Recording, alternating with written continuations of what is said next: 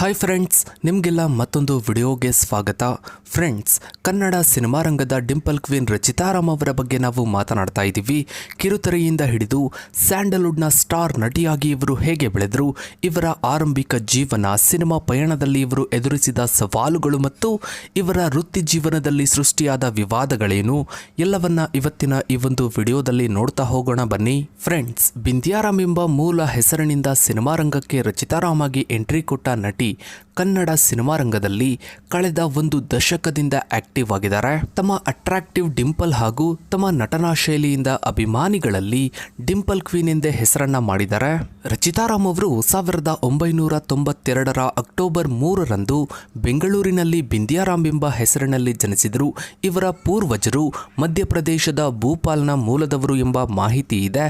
ಇವರು ಕಲಾತ್ಮಕ ಹಿನ್ನೆಲೆಯ ಕುಟುಂಬದಿಂದ ಬಂದಿದ್ದು, ಇವರ ತಂದೆ KS ರಾಮು ಅವರು ಪ್ರಸಿದ್ಧ ಭರತನಾಟ್ಯ ಕಲಾವಿದರಾಗಿದ್ದರು. ಇವರ ತಂದೆ 500ಕ್ಕೂ ಹೆಚ್ಚು ನೃತ್ಯ ಪ್ರದರ್ಶನಗಳನ್ನು ನೀಡಿದ್ದು, ಈ ಕಲಾತ್ಮಕ ವಾತಾವರಣವು ರಚಿತಾರಾಮ್ ಅವರ ವೃತ್ತಿ ಜೀವನದ ತಳಹದಿಗೆ ಕಾರಣವಾಯಿತು. ಇನ್ನು ಇವರ ಹಿರಿಯ ಸಹೋದರಿ ನಿತ್ಯಾರಾಮ್ ಅವರು ಕೂಡ ಕನ್ನಡ ಮತ್ತು ತಮಿಳು ಕಿರುತೆರೆಯಲ್ಲಿ ಪ್ರಮುಖ ನಟಿಯಾಗಿ ಗುರುತಿಸಿಕೊಂಡಿದ್ದಾರೆ. ಸಹೋದರಿಯ ಈ ಪ್ರವೇಶವು ರಚಿತಾರಾಮ್ ಅವರಿಗೆ ಎಂಟರ್ಟೈನ್ಮೆಂಟ್ ಫೀಲ್ಡ್ಗೆ ಎಂಟ್ರಿ ಕೊಡೋದಕ್ಕೆ ತುಂಬಾನೇ ಸಹಾಯ ಮಾಡಿತು. ಬಾಲ್ಯದಿಂದಲೇ ಕಲೆಯ ಮೇಲೆ ಆಸಕ್ತಿ ಹೊಂದಿದ್ದ ರಚಿತಾರಾಮ್ ಅವರು ಕಥಕ್ ಮತ್ತು ಭರತನಾಟ್ಯದಲ್ಲಿ ತರಬೇತಿಯನ್ನ ಪಡೆದರು. ಈ ತರಬೇತಿಯು ಅವರಿಗೆ ಸುಮಾರು 50ಕ್ಕೂ ಹೆಚ್ಚು ನೃತ್ಯ ಪ್ರದರ್ಶನಗಳನ್ನು ನೀಡಲು ಸಹಾಯ ಮಾಡಿತು. ಇದು ಅವರ ವೃತ್ತಿ ಜೀವನಕ್ಕೆ ಆರಂಭಿಕ ಆತ್ಮವಿಶ್ವಾಸವನ್ನ ತಂದುಕೊಡ್ತು. ನೃತ್ಯದ ನಂತರ ಅವರು ಕಿರುತೆರೆಗೆ ಪ್ರವೇಶಿಸಿದರು. ತಮ್ಮ ಸಹೋದರಿ ನಿತ್ಯಾರಾಮ್ ಅವರು ಪ್ರಮುಖ ಪಾತ್ರದಲ್ಲಿ ನಟಿಸ್ತಾ ಇದ್ದ ಬೆಂಕಿಯಲ್ಲಿ ಅರಳಿದ ಹೂವು ಧಾರಾವಾಹಿಯ ಮೂಲಕ ಮೊದಲ ಬಾರಿಗೆ ನಟಿಸಿದ್ರು. ನಂತರ ಜಿ ಕನ್ನಡ ವಾಹಿನಿಯಲ್ಲಿ ಪ್ರಸಾರವಾಗ್ತಿದ್ದ ಅರಸಿ ಧಾರಾವಾಹಿಯಲ್ಲಿ ಮುಖ್ಯ ಪಾತ್ರದಲ್ಲಿ ನಟಿಸಿ ಅಪಾರ ಜನಮನ್ನಣೆಯನ್ನ ಗಳಿಸಿದ್ರು. ಇದು ಅವರ ವೃತ್ತಿಪರ ಜೀವನದಲ್ಲಿ ಒಂದು ಪ್ರಮುಖ ತಿರುವು ನೀಡಿತು. ಧಾರಾವಾಹಿಗಳಲ್ಲಿ ನಟಿಸುವಾಗ ಇವರು ಪ್ರತಿ ಸಂಚಿಕೆಗೆ 750 ರೂಪಾಯಿ ಸಂಭಾವನೆಯನ್ನ ಪಡಿತಾ ಇದ್ರು ಎಂಬ ಮಾಹಿತಿ ಇವರ ವೃತ್ತಿ ಜೀವನದ ಬೆಳವಣಿಗೆಯನ್ನ ತೋರಿಸುತ್ತೆ. ಕಿರುತೆರೆಯಲ್ಲಿನ ಯಶಸ್ಸಿನ ನಂತರ ರಚಿತಾರಾಮ್ ಅವರ ಸಿನಿಮಾ ಪಯಣ 2013ರಲ್ಲಿ ತೆರೆಕಂಡ ಬುಲ್ಬುಲ್ ಸಿನಿಮಾದ ಮೂಲಕ ಆರಂಭವಾಯಿತು. ಈ ಸಿನಿಮಾದ ನಾಯಕಿಯಾಗಿ ಆಯ್ಕೆಯಾಗಲು ಇವರು 200ಕ್ಕೂ ಹೆಚ್ಚು ಯುವತಿಯರಿದ್ದ ಆಡಿಷನ್ನಲ್ಲಿ ಭಾಗವಹಿಸಿದ್ರು. ತಮ್ಮ ವಿಶಿಷ್ಟ ಡೈಲಾಗ್ ಡೆಲಿವರಿ ಮತ್ತು ಕ್ಯೂಟ್ ನಟನೆಯಿಂದ ಪ್ರೇಕ್ಷಕರು ಮತ್ತು ವಿಮರ್ಶಕರ ಗಮನ ಸೆಳೆದರು. ಈ ಸಿನಿಮಾದ ನಟ ದರ್ಶನ್ ಅವರು ರಚಿತಾರಾಮ್ ಅವರ ಗಾಡ್ ಫಾದರ್ ಎಂದು ಗುರುತಿಸಿಕೊಂಡರು. ಈ ಸಿನಿಮಾದ ಯಶಸ್ಸು ಮತ್ತು ದರ್ಶನ್ ಅವರ ಪ್ರೋತ್ಸಾಹಕ್ಕಾಗಿ ತಮ್ಮ ಜೀವ ಇರುವವರೆಗೂ ಋಣಿಯಾಗಿರುತ್ತೇನೆ ಎಂದು ಸಾಕಷ್ಟು ಇಂಟರ್ವ್ಯೂಗಳಲ್ಲಿ ಭಾವುಕರಾಗಿ ಮಾತನಾಡಿದ್ದಾರೆ. ಬುಲ್ಬುಲ್ ಸಿನಿಮಾದ ಯಶಸ್ಸು ರಚಿತಾರಾಮ್ ಅವರಿಗೆ ಅನೇಕ ತುಂಬಾ ದೊಡ್ಡ ದೊಡ್ಡ ಅವಕಾಶಗಳನ್ನು ತಂದುಕೊಡ್ತು. ಇವರು ಕನ್ನಡ ಸಿನಿಮಾ ರಂಗದ ಬಹುತೇಕ ಎಲ್ಲ ಪ್ರಮುಖ ನಟರೊಂದಿಗೆ ಕೆಲಸವನ್ನ ಮಾಡಿದ್ರು. ದರ್ಶನ್, ಗಣೇಶ್, ಸುದೀಪ್, ಶ್ರೀಮುರಳಿ, ಪುನೀತ್ ರಾಜ್ಕುಮಾರ್, ಶಿವರಾಜ್ ಕುಮಾರ್ ಹೀಗೆ ಸಾಕಷ್ಟು ದೊಡ್ಡ ದೊಡ್ಡ ಸ್ಟಾರ್ ನಟರುಗಳ ಜೊತೆಗೆ ಸಿನಿಮಾ ಮಾಡಿದ್ರು. ಈ ಆರಂಭಿಕ ಯಶಸ್ಸು ಇವರ ವೃತ್ತಿ ಜೀವನಕ್ಕೆ ಭದ್ರ ಬುನಾದಿಯನ್ನ ಹಾಕೊಡ್ತು. ನಂತರ ಅಯೋಗ್ಯ, ಸೀತಾರಾಮ ಕಲ್ಯಾಣ ಸೇರಿದಂತೆ ಸಾಕಷ್ಟು ಯಶಸ್ವಿ ಚಿತ್ರಗಳಲ್ಲಿ ನಟಿಸಿ ಕನ್ನಡದ ಅತಿ ಬೇಡಿಕೆಯ ನಟಿಯಾಗಿ ಬೆಳೆದರು. ಇವರ ನೃತ್ಯ ಮತ್ತು ಕಿರುತೆರೆಯ ಹಿನ್ನೆಲೆಯು ಇವರಿಗೆ ನಟನ ಕೌಶಲ್ಯ ಮತ್ತು ಕ್ಯಾಮರಾವನ್ನ ಎದುರಿಸುವ ಆತ್ಮವಿಶ್ವಾಸವನ್ನ ನೀಡಿತು. ನಂತರ ಬುಲ್ಬುಲ್ನಂತಹ ದೊಡ್ಡ ಬಜೆಟ್ನ ಮತ್ತು ಜನಪ್ರಿಯ ನಟರ ಜೊತೆಗಿನ ಸಿನಿಮಾವು ಇವರಿಗೆ ದೊಡ್ಡ ಮಟ್ಟದ ಮಾನ್ಯತೆಯನ್ನ ತಂದುಕೊಡ್ತು.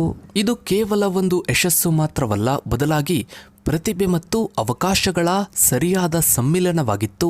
ಅಂತಿಮವಾಗಿ ಇವರು ತಮ್ಮ ವೈವಿಧ್ಯಮಯ ಪಾತ್ರಗಳ ಮೂಲಕ ವಿಮರ್ಶಕರು ಮತ್ತು ಪ್ರೇಕ್ಷಕರ ಮೆಚ್ಚುಗೆ ಗಳಿಸಿ ಸಿನಿಮಾ ರಂಗದಲ್ಲಿ ತಮ್ಮ ಸ್ಥಾನವನ್ನು ಭದ್ರಪಡಿಸಿಕೊಂಡರು.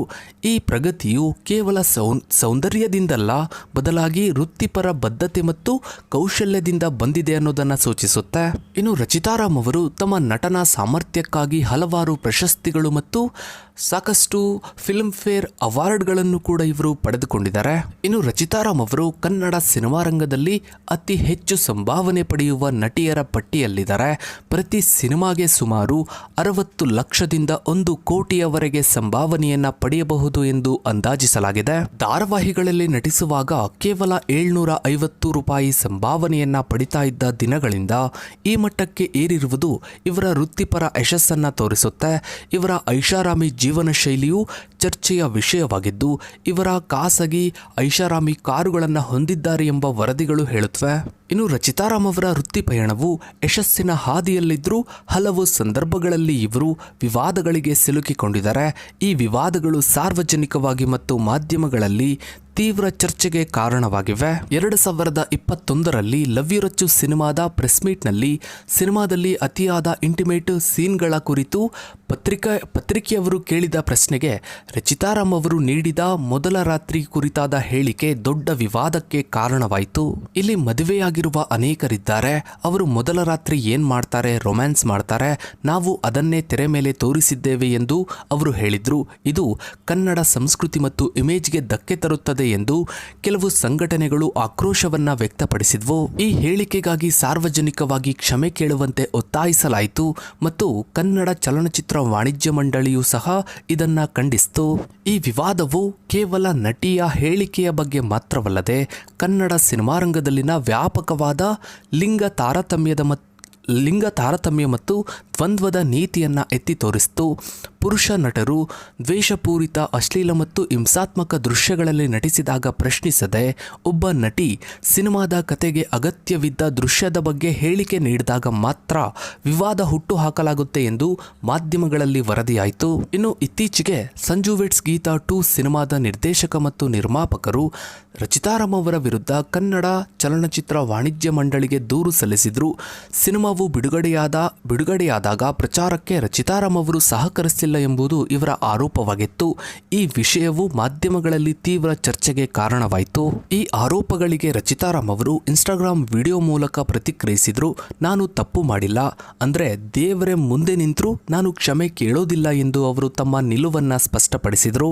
ಇನ್ನು ಇದಷ್ಟೇ ಅಲ್ಲದೆ ರಚಿತಾರಾಮ್ ಅವರು ಉಪೇಂದ್ರ ಅವರ ಜೊತೆ ನಟಿಸಿದ್ದ ಐ ಲವ್ ಯು ಸಿನಿಮಾದ ಸಮಯದಲ್ಲೂ ಕೂಡ ದೊಡ್ಡ ವಿವಾದಕ್ಕೆ ಕಾರಣವಾಗಿದ್ರು. ಇನ್ಮುಂದೆ ಈ ರೀತಿಯ ಸಿನಿಮಾಗಳಲ್ಲಿ ನಟಿಸೋದೇ ಇಲ್ಲ ಅಂತ ಹೇಳಿಕೆಗಳನ್ನು ನೀಡಿ ಕಣ್ಣೀರು ಹಾಕಿದ್ರು. ರಚಿತಾರಾಮ್ ಅವರು ಕಳೆದ 1 ದಶಕಗಳಿಂದ ಕನ್ನಡ ಸಿನಿಮಾರಂಗದಲ್ಲಿ ಆಕ್ಟಿವ್ ಆಗಿ ಕೆಲಸವನ್ನ ಮಾಡ್ತಾ ಇದ್ದಾರೆ, ಸಿನಿಮಾಗಳನ್ನ ಮಾಡ್ತಾ ಇದ್ದಾರೆ. ಸಾಕಷ್ಟು ಜನ ಇವರನ್ನ ಬೀಳಿಸಬೇಕು, ತುಳಿಬೇಕು ಅಂತ ಪ್ರಯತ್ನ ಪಟ್ಟಿದ್ರು ಕೂಡ ರಚಿತಾರಾಮ್ ಅವರು ತಮ್ಮ ನಟನೆಯಿಂದ ಅಭಿಮಾನಿಗಳ ಮನಸ್ಸನ್ನ ಗೆದ್ದಿದ್ದಾರೆ. ಈಗಲೂ ಕೂಡ ಸಿನಿಮಾಗಳನ್ನ ಮಾಡ್ತಾ ಬಂದಿದ್ದಾರೆ.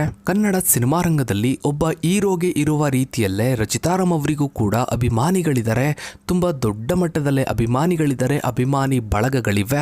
ರಚಿತಾರಾಮ್ ಅವರು ತಮ್ಮ ವೃತ್ತಿ ಜೀವನದಲ್ಲಿ ಏನೇ ವಿವಾದಗಳನ್ನು ಎದುರಿಸಿದರೂ ಕೂಡ ಕನ್ನಡ ಸಿನಿಮಾರಂಗಕ್ಕೆ ಅವರು ತಮ್ಮದೇ ಆದ ಕೊಡುಗೆಗಳನ್ನು ನೀಡಿದ್ದಾರೆ, ಒಳ್ಳೆಯ ಸಿನಿಮಾಗಳನ್ನು ನೀಡ್ತಾನೆ ಬಂದಿದ್ದಾರೆ. ಇನ್ನು ಕಳೆದ ಕೆಲವು ವರ್ಷಗಳಿಂದ ಕೇವಲ ಸಿನಿಮಾಗಳಲ್ಲಿ ಮಾತ್ರವಲ್ಲದೆ ರಿಯಾಲಿಟಿ ಶೋಗಳಲ್ಲೂ ಕೂಡ ರಚಿತಾರಾಮ್ ಅವರು ಕಾಣಿಸಿಕೊಳ್ತಾ ಇದ್ದು ಅಭಿಮಾನಿಗಳನ್ನ ಅಲ್ಲೂ ಕೂಡ ಎಂಟರ್ಟೈನ್ ಮಾಡ್ತಾ ಇದ್ದಾರೆ. ಇನ್ನು ನೀವು ಕೂಡ ಡಿಂಪಲ್ ಕ್ವೀನ್ ರಚಿತಾರಾಮ್ ಅವರ ಅಭಿಮಾನಿಯಾಗಿದ್ದರೆ ತಪ್ಪದೇ ಕಮೆಂಟ್ ಸೆಕ್ಷನ್ ಅಲ್ಲಿ ನಿಮ್ಮ ಅನಿಸಿಕೆ ಅಭಿಪ್ರಾಯಗಳನ್ನು ಕಮೆಂಟ್ ಮಾಡಿ. ಹಾಗೆ ವಿಡಿಯೋಗೊಂದು ಲೈಕ್ ಮಾಡ್ತಾ ವಿಡಿಯೋನ ಆದಷ್ಟು ಎಲ್ಲ ಕಡೆ ಶೇರ್ ಮಾಡಿ. ನೀವಿನ್ನೂ ನಮ್ಮ ಚಾನಲ್ಗೆ ಸಬ್ಸ್ಕ್ರೈಬ್ ಆಗಿಲ್ಲ ಅಂದರೆ ಕೆಳಗಡೆ ಕಾಣೋ ಸಬ್ಸ್ಕ್ರೈಬ್ ಬಟನ್ನ ಕ್ಲಿಕ್ ಮಾಡಿ. ಹಾಗೆ ಪಕ್ಕದಲ್ಲಿ ಕಾಣೋ ಬೆಲ್ ಐಕನ್ ಕೂಡ ಕ್ಲಿಕ್ ಮಾಡಿ. Thanks for watching.